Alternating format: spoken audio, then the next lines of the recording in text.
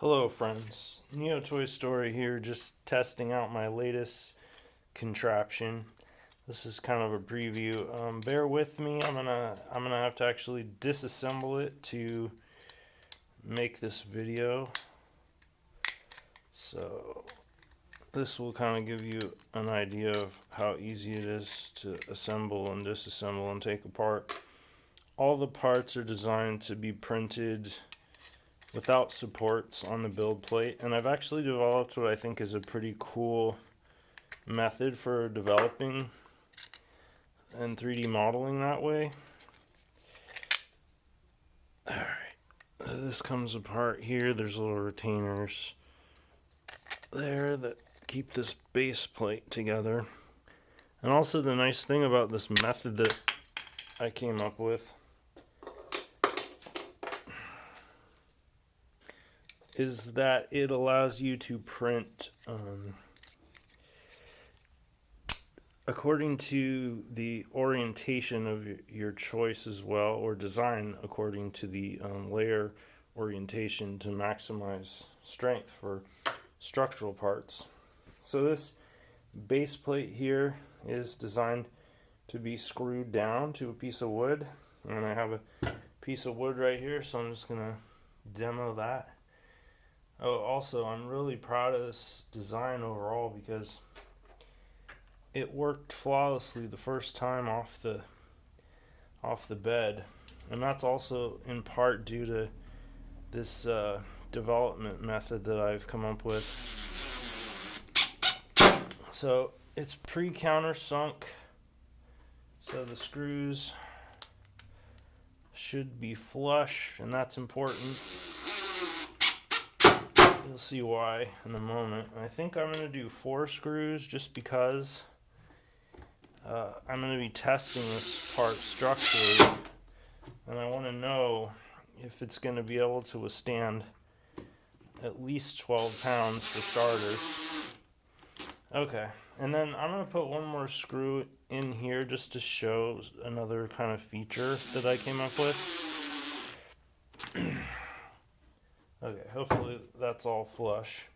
Okay, so should just be able to slip one of these in here and pop it into place. There we go. And as you can see, let me see if I can bring this up a little closer.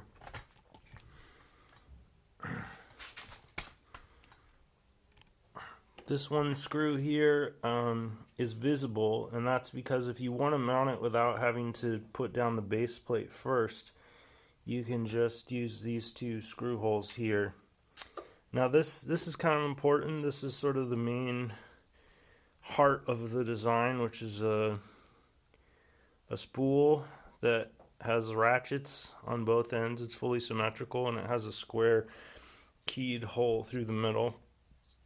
So in order to put this together properly, you have to feed the spool on before you put the second base plate on. And then there we go. So now we got a spool, and we're going to turn it into a ratchet with this part right here, and this is the actual ratchet release lever. So basically this slips here on top of this. Let me see if I can get a better camera angle.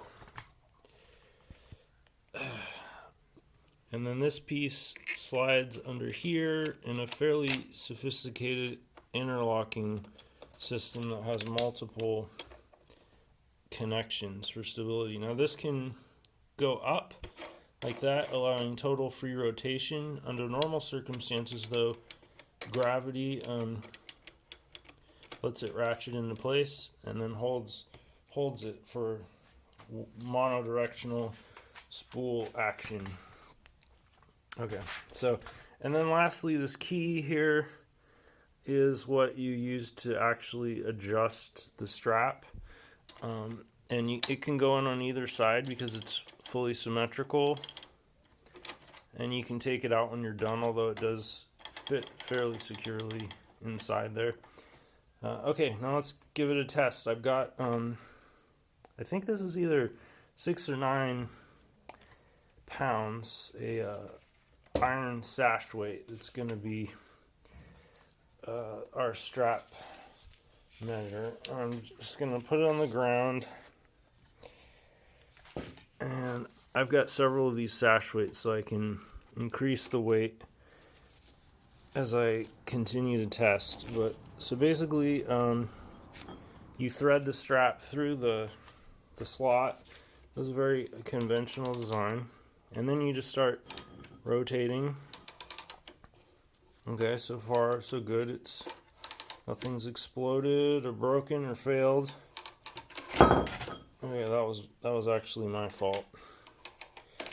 So it's hard to do this more or less one-handed. Let me see if I can get the camera focused on the ratchet here. I'll do it a little angle. Alright, let's see how high I can wind this before something ostensibly fails. Now the tolerances are pretty small on this, so like if I am careless in ratcheting, it could pop up and flip back because this is fairly lightweight.